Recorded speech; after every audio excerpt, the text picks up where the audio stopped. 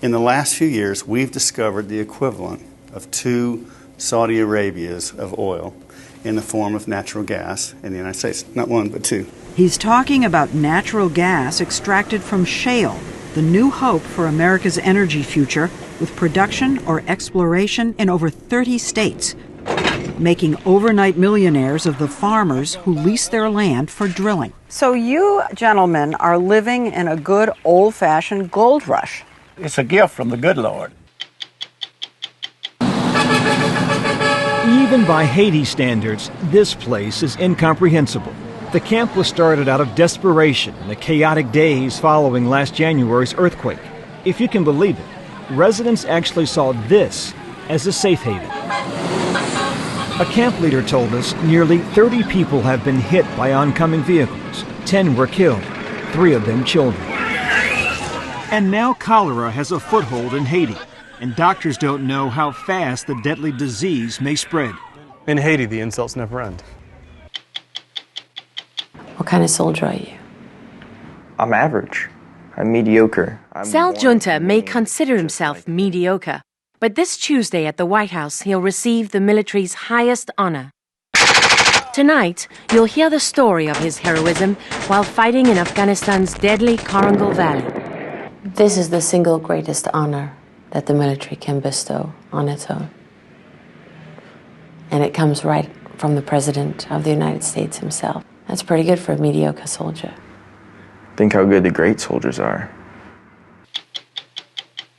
I'm Steve Croft. I'm Leslie Stahl. I'm Bob Simon. I'm Laura Logan. I'm Byron Pitts. I'm Scott Pelley. Those stories and Andy Rooney tonight on 60 Minutes.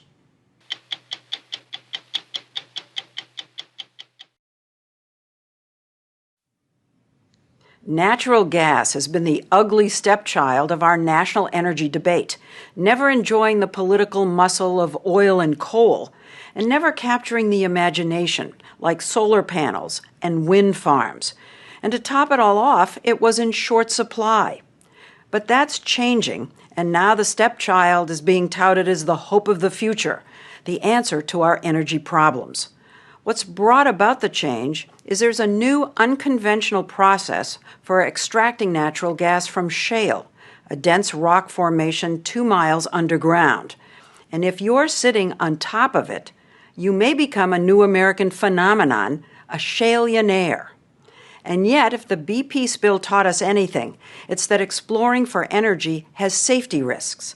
But that can get lost in all the excitement. What's increasingly evident is that shale gas is overwhelmingly abundant right here in the USA. In the last few years, we've discovered the equivalent of 2 Saudi Arabias of oil in the form of natural gas in the United States. Not 1, but 2. See, we have twice as much natural gas in this country, is that what you're saying, than they have oil in Saudi Arabia? I'm trying to very clearly say exactly that. Aubrey McClendon is the CEO of Chesapeake Energy, the largest independent gas producer in the country. He's on a mission to get us off foreign oil and dirty coal. Gas has nearly half the carbon emissions of coal and no mercury. But natural gas is still a fossil fuel. So is it perfect? No, the answer is it's not perfect. But for the next 20 years, natural gas is probably our best bet. And the good news is we've got it, and we've got as much of it as anybody else in the world. Look at a map of shale formations across the country, and you'll see that there's production or exploration in over 30 states. It's an American energy renaissance. 10,000 wells will be drilled here in northwest Louisiana, in some of the poorest communities in the country, where impoverished farmers are becoming overnight millionaires as they lease their land for drilling. I never dreamed of money like this. Now you can do whatever you want. I can do what I want. C.B. Leatherwood, a retired oil field worker, got a bundle to drill under his farm. I've got a copy of the check here.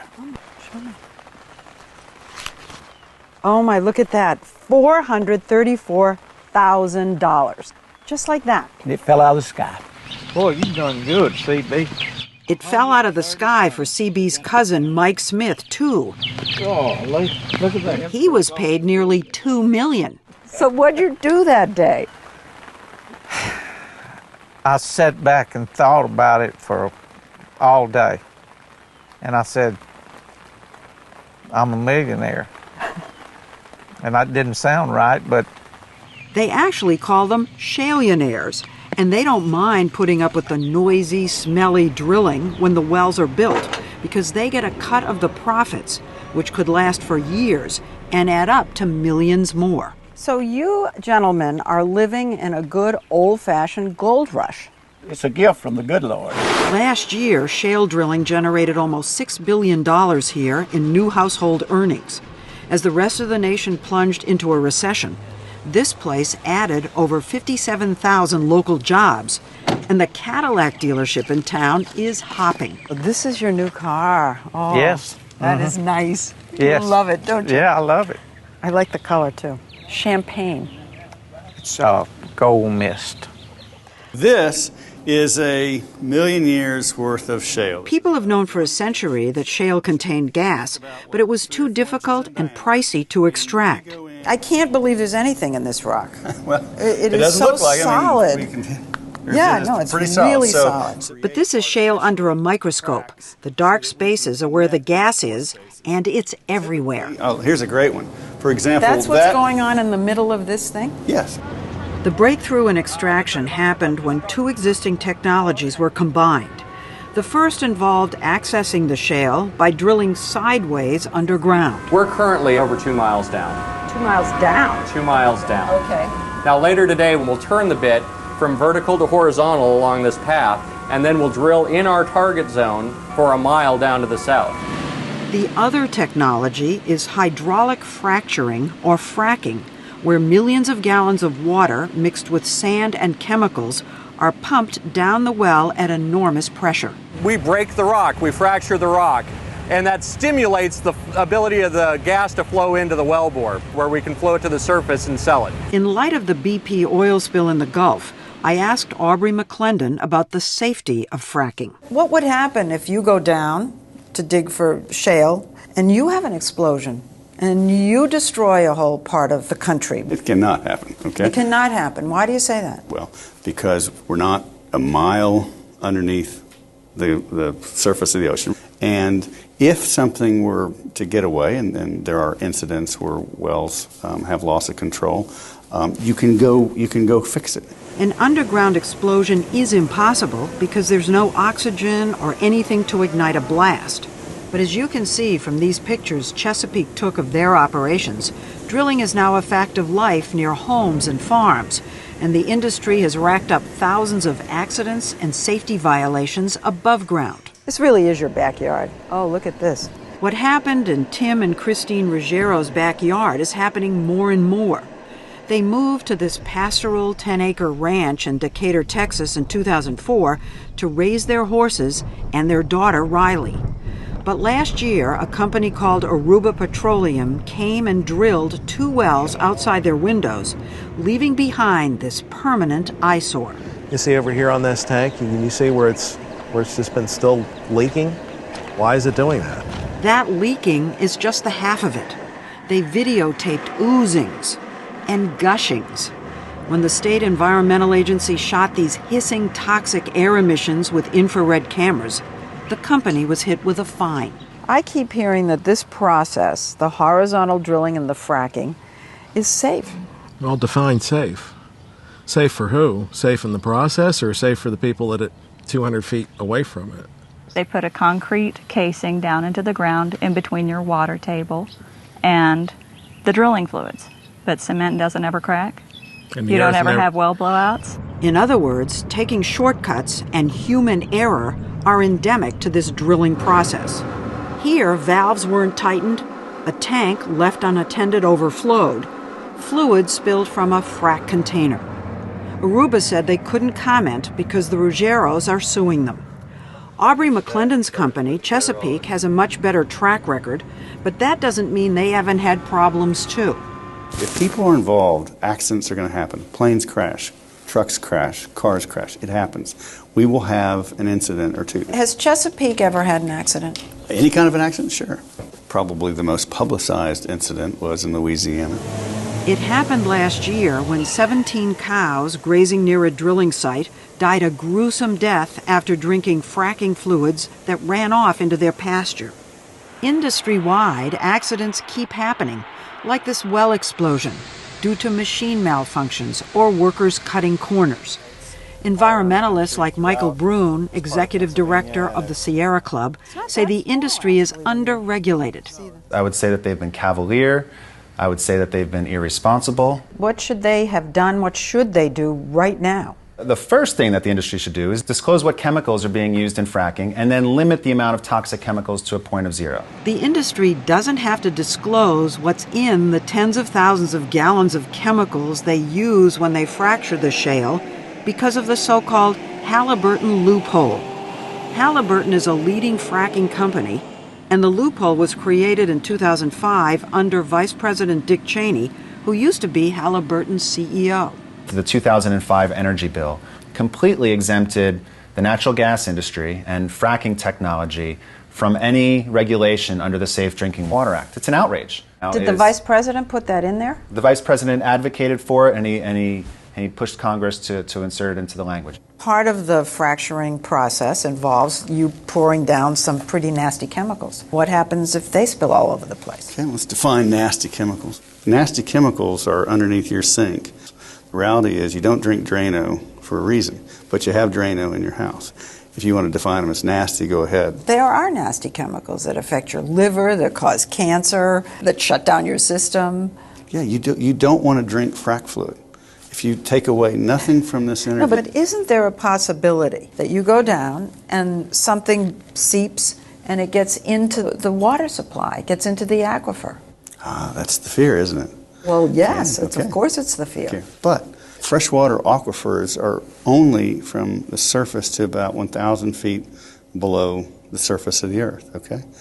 We are fracking wells at depths of 7, 8, 10, 12,000 feet, okay? So there is almost 2 miles of rock between where we are active and where fresh water is drawn from. The Environmental Protection Agency is just beginning to study the effects of fracking on drinking water. Is the problem fracking per se, or human error? Or consider what happened in this Appalachian town in Pennsylvania. In the shale gas gold rush, Dimmock is the ghost town. How many of you lost your water supply? And there are many more. Yes. Yeah. A company called Cabot Oil and Gas paid many of the folks here $25 an acre, and they were happy until one day a water well exploded. My boy had come over the night before and said, Dad, we got gas in the water over there. I can actually shake the jug up and light it. You put a match to your water and it went up in flames? I can take my water, just put it in a gallon jug, shake it up, turn it up, and it'll explode like. Bill Ely demonstrated it for us by hooking a hose from his well to a jug and lighting it. Jerry? State authorities have determined that gas leaked into the water because of a poor cement job. Cabot now supplies bottled water to the residents, but has admitted no guilt, so these folks are suing them. This is a poor area. This was a perfect place to come in and drill. A lot of guys didn't have work. Now they're driving trucks, the bars are hopping, the rentals are full, so there is an economic boom here. But at what price? I can live without natural gas. I can't live without my water. No. You have these landowners who will say that their water was clean, they could drink, they couldn't light it on fire. And then the gas industry came in, and now taking a shower makes them sick. There are too many landowners who are describing the exact same scenario, and so it all can't over just, the country. Can't just be a coincidence. There's something wrong here. So here we have natural gas from shale, touted as the solution to our energy problems by one group. Another group says it's the biggest environmental nightmare. Well, actually, they're both correct. So what we need to do is promote gas as a cleaner alternative to coal and oil, but hold the industry accountable for tighter standards. Which Aubrey McClendon says he would go along with because, he says, natural gas is such a huge game changer. If you use natural gas, America can establish independence from OPEC. It can put Americans back to work. We can lower our carbon emissions. and we can begin to improve the economy as well by not exporting $1 billion a day of American wealth. The greatest wealth transfer in human history takes place every day, and it doesn't have to. As part of its study, the EPA asked 9 companies to disclose to the government the chemicals used in fracking. 8 complied. Only Halliburton said no. So last Tuesday, the EPA subpoenaed them.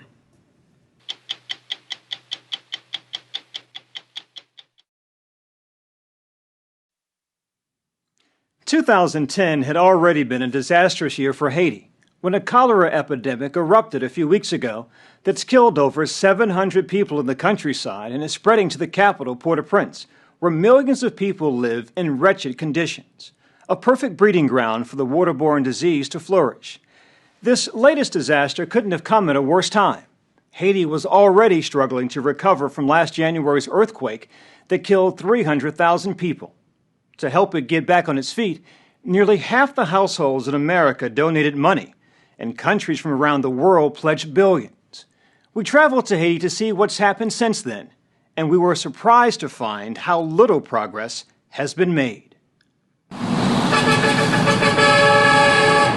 Haitians called this makeshift encampment the Carrefour Median for obvious reasons. It's situated precariously on a 10-foot wide median sandwiched between 2 lanes of a busy highway in Carrefour, a huge city on the outskirts of Haiti's capital, Port-au-Prince. Even by Haiti standards, this place is incomprehensible. The camp was started out of desperation in the chaotic days following last January's earthquake. If you can believe it, residents actually saw this as a safe haven. Since then, the population's grown from just a handful of people to 3,800 who called this median home. When we got to this tent, a woman who lives here with 5 other people invited us in. How do 6 people live in here? You sleep in here? So 4 people sleep this way and 2 sleep this way. So you have 2 horizontal and 4 vertical. This has also been 7-year-old Jean Edwards' home for 10 months. What do you think about living here? Ibabo, it's not good. I'm afraid of a car. With good reason. Outside, traffic races by at breakneck speed, a few feet from where children play. A camp leader told us nearly 30 people have been hit by oncoming vehicles. 10 were killed, 3 of them children. It's not easy. Almost no government official has ever come here. So when we showed up with the mayor of Carrefour, Yvonne Jerome, he got an earful. What are you saying? They need food. And I said to them, we're not there to give them food. We're trying to get them a better place to live, but not provide them food. But Mr. Can you even call this living? No, it's not living. It's not living. They're just there. They just explained to me yesterday there was an accident right there. A baby was get hurt by a car. The international community has promised to give Haiti more than $5 billion. $5 billion, but yet these people are living on a median. With newspaper, with TV news, everything, I can hear about the number of the money, not see the money. A step up from the Carrefour median is Jean-Marie Vincent Park, the largest tent camp in Port-au-Prince. It's a city within a city, home to 50,000 people. Main Street, shopping, fresh water. But this is no oasis. Conditions are deplorable. With people living on top of each other, the camp has become a breeding ground for domestic violence, gangs, rapes. There are row after row of outdoor latrines, women washing clothes, children bathing in canals. Ever since these camps sprung up, conditions have been so unhygienic, there were fears they could become a breeding ground for waterborne diseases like cholera. Fears that came true on October 22nd when an epidemic of cholera struck the remote countryside. Haiti's prime minister is Jean-Max Belry. Were you surprised when the epidemic erupted? Yeah, sure. It was scare you? Yeah. My biggest concern was that the capital, Port-au-Prince, was seriously touched for the concentration of the population and the condition a lot of the population are living right now. So I was afraid. At first, the epidemic was only in the countryside, where David Walton, an American physician from Boston, has worked for 13 years. It went from a few cases of diarrhea that were quite suspicious to, all hands on deck. This is an epidemic of the proportions of which we have never seen before in Haiti. There were 60 cases of acute watery diarrhea that we had heard about. The next day, 24 hours later, 500 cases. All right, what is this now? Just gloves, just to make sure. Dr. Walton works for Partners in Health, a U.S.-based international health organization that operates 15 hospitals and clinics in Haiti. This one, La Colline, is the only hospital for miles. While we were there, a 16-year-old girl named Manushka had just arrived. It had taken her a full day just to get here. She had all the classic symptoms of cholera. Cholera is an acute intestinal infection caused by drinking contaminated water. If not treated quickly, it can kill in a matter of hours. So Dr. Walton and his Haitian colleagues rushed to start Manushka on IV fluids and a life-saving mixture of ordinary bottled water, sugar, and salt. These are not ideal medical conditions. These are not ideal medical conditions. When this hospital was built 3 years ago, we did not envision a crisis of this proportion. Since the epidemic began, the staff here has treated over 550 cholera patients. 5 have died. Friends and neighbors of this woman were praying for her to live. Look, we're going to get through this. However we do it, we're going to do it, but there is a way forward. We have to. There is no other way. We're not going to lay down and die. It's going to be slow, it's going to be tough, it's going to be agonizing, but we will make it through. To help Haiti make it through, the international community created the Interim Haiti Recovery Commission last April. Its mandate to control and coordinate the monumental job and the billions of dollars to rebuild nearly everything here. Haiti's prime minister serves as one co-chairman. The other co-chair is an American who honeymooned here 35 years ago. Your plate was full before the earthquake. Why take this on? I took it because I know more about Haiti and I spent more time there than almost any other American figure.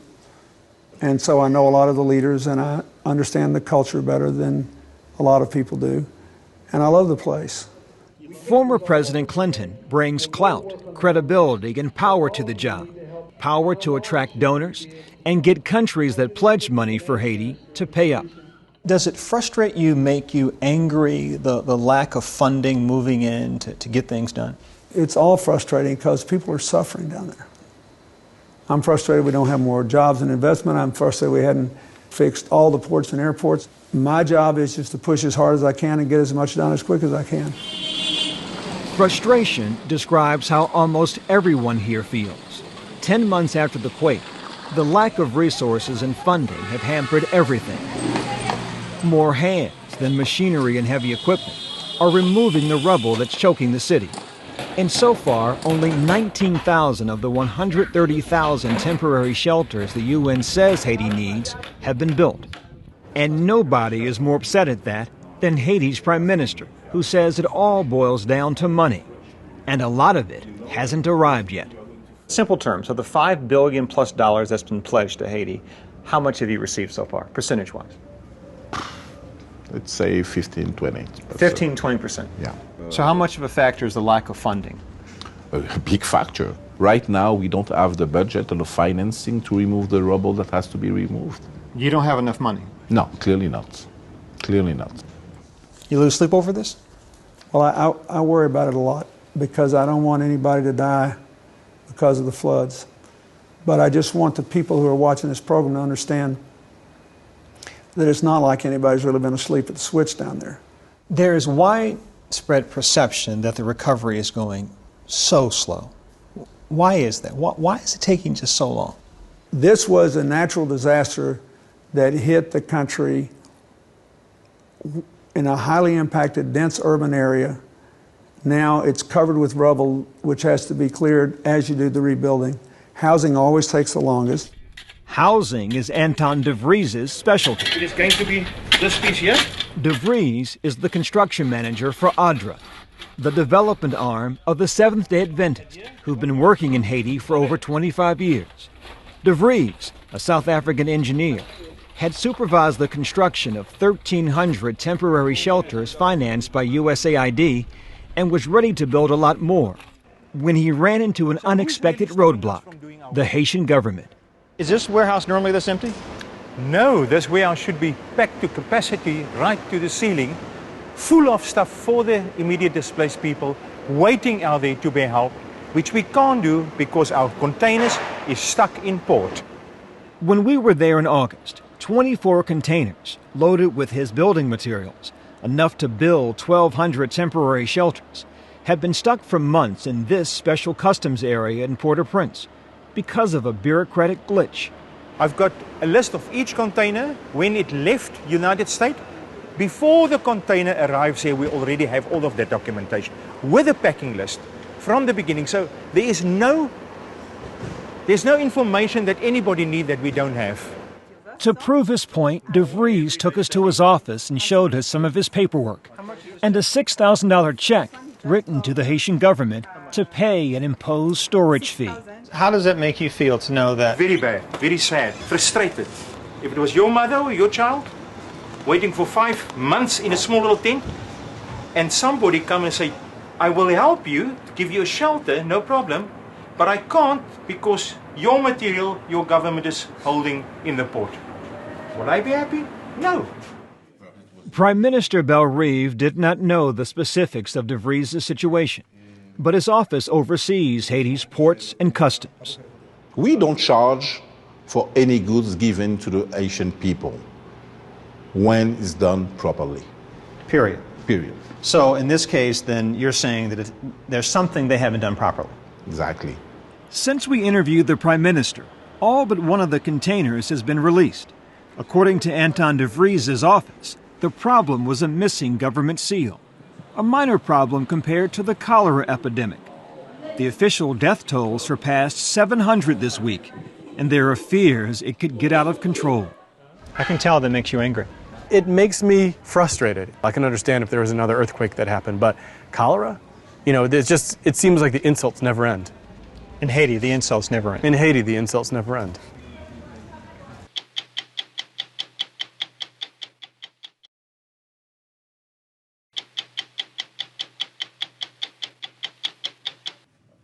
At the White House on Tuesday, a young man from Iowa, 25-year-old Staff Sergeant Sal Junta, will become the first living soldier to earn the Medal of Honor since the Vietnam War.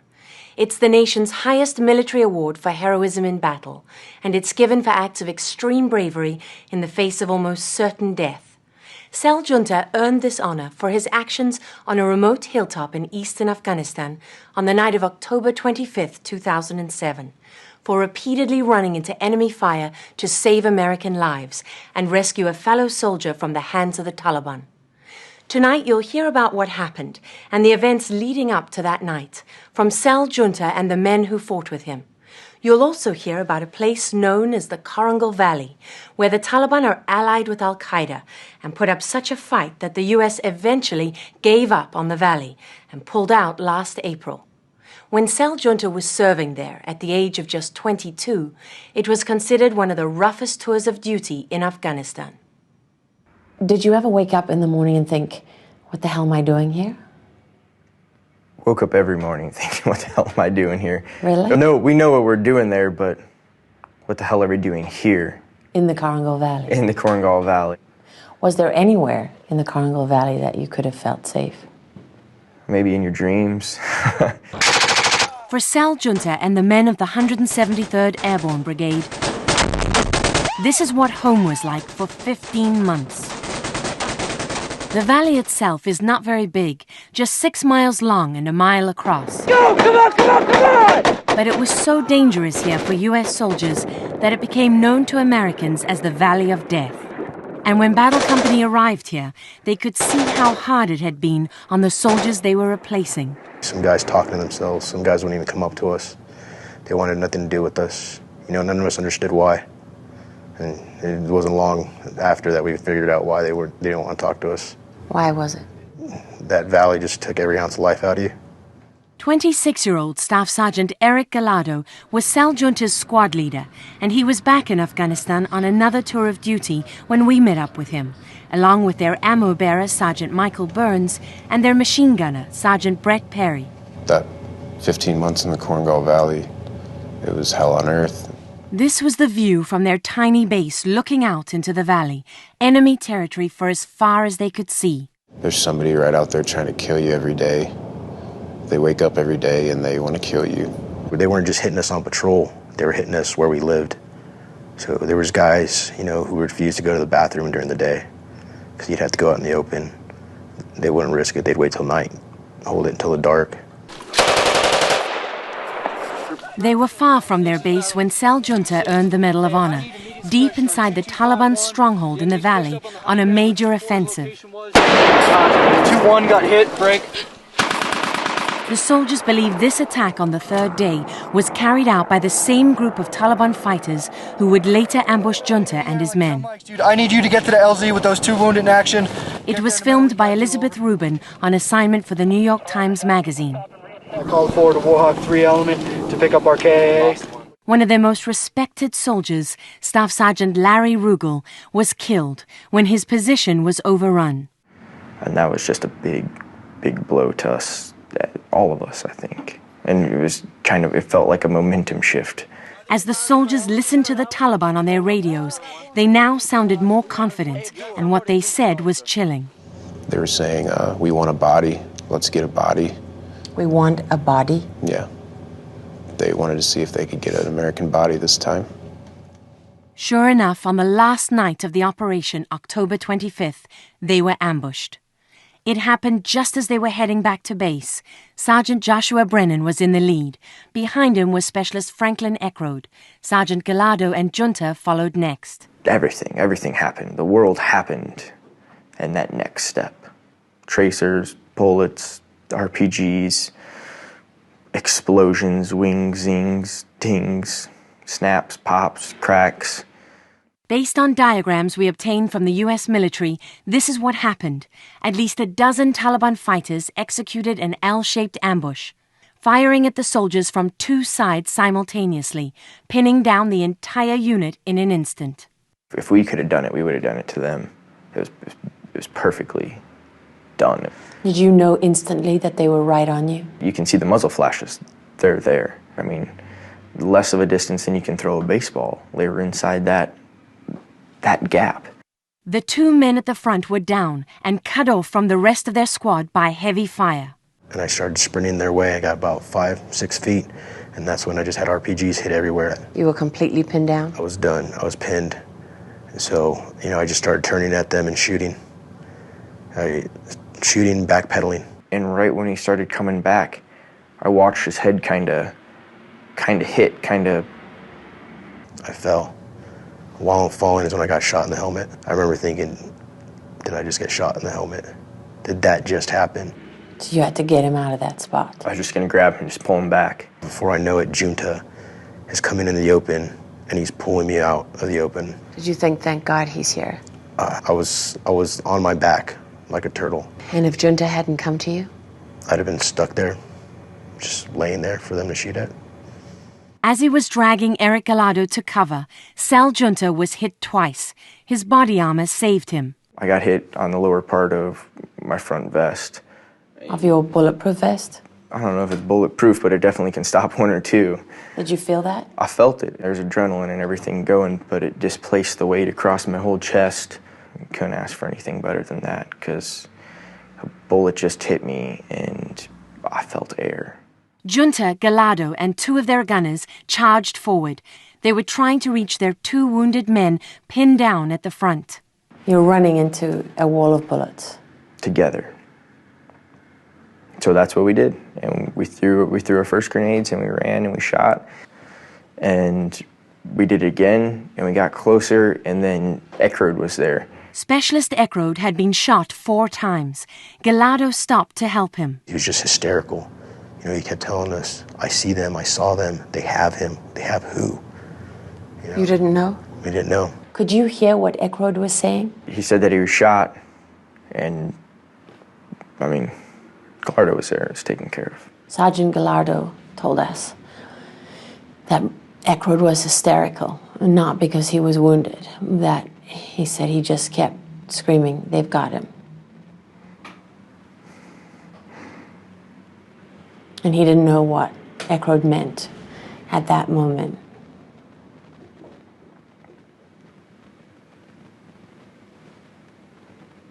No, I've never heard that. It makes it easier sometimes not knowing everything. What Sal Junta didn't know at the time was that the Taliban already had 22-year-old Sergeant Joshua Brennan, a tough, easygoing soldier who had earned a Bronze Star and had been named Soldier of the Year on his first deployment to Afghanistan. This is Brennan with Junta just a few days before the ambush. There was no one on the squad he was closer to, and it was Junta who would save him from dying in enemy hands. In the midst of the ambush, he ran head-on into the Taliban guns, through their fighting positions, and into a clearing where Taliban fighters were carrying Joshua Brennan away. I saw 3 guys, and I saw 2 of them carrying one guy, and one guy had his arms and one guy had his legs, and they were dragging him. And did you see their faces? I saw their hats and their beards, and I saw their guns. I saw their guns were slung on their back because their hands were full. What did you see when you ran up towards Brennan and Junta was there? What did you actually see? Junta firing, Junta hitting. I saw the one body falling. I saw Brennan's body being dropped, and I saw the other shadow running, and Junta was still shooting.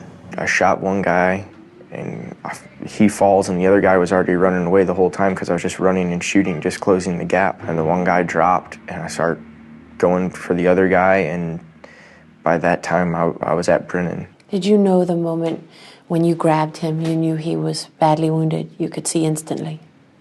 I just started assessing, and then he started struggling breathing, and he's complaining that there's something in his mouth, and it's part of his mouth that's in his mouth.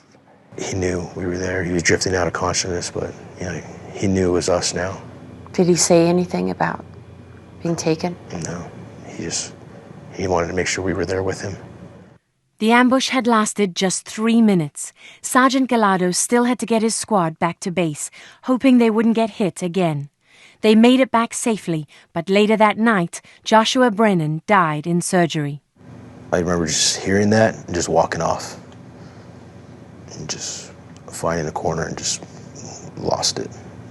I couldn't believe it. I needed to see how Junta was doing. How was Junta doing?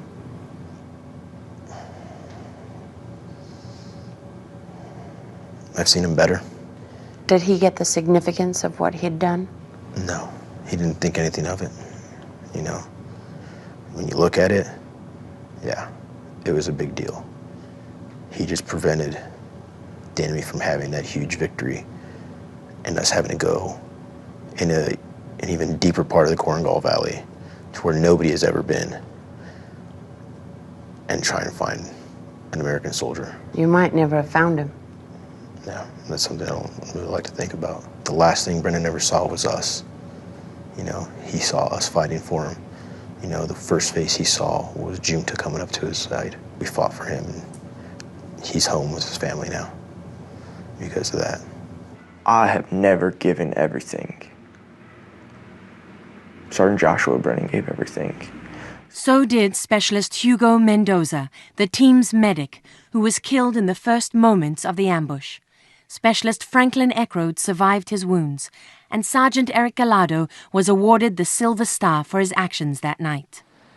Sal Junta, who's now serving at a U.S. base in Italy, is not yet able to reconcile their losses with becoming an American hero. I'm not at peace with that at all. And coming and talking about it and people wanting to shake my hand because of it, it hurts me because it's not what I want. And to be with so many people doing so much stuff and then to be singled out and put forward. I mean, everyone did something. Okay, someone wrote this about this, and then someone else approved it, and the story was told, and then handshakes were made, and then sooner or later, I'm talking to the President of the United States. I don't see how that happened. Like it or not, Sal Junta is now part of an elite fraternity. There are only 86 Medal of Honor recipients alive today.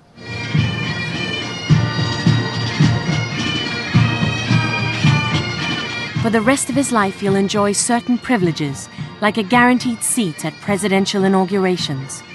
And he'll be honored every year at events like this. But it's something he may never be comfortable with. What kind of soldier are you? I'm average. I'm mediocre. You're mediocre? Yeah. This is only one moment. I mean, I don't think that I did anything that anyone else that I was with wouldn't have done. I was in the position to do it. That was what needed to be done, so that's what I did. This is the single greatest honor that the military can bestow on its own. And it comes right from the President of the United States himself. That's pretty good for a mediocre soldier. Think how good the great soldiers are. Go to 60minutesovertime.com to hear what Staff Sergeant Junta's wife thinks about her husband's heroism. Sponsored by Pfizer.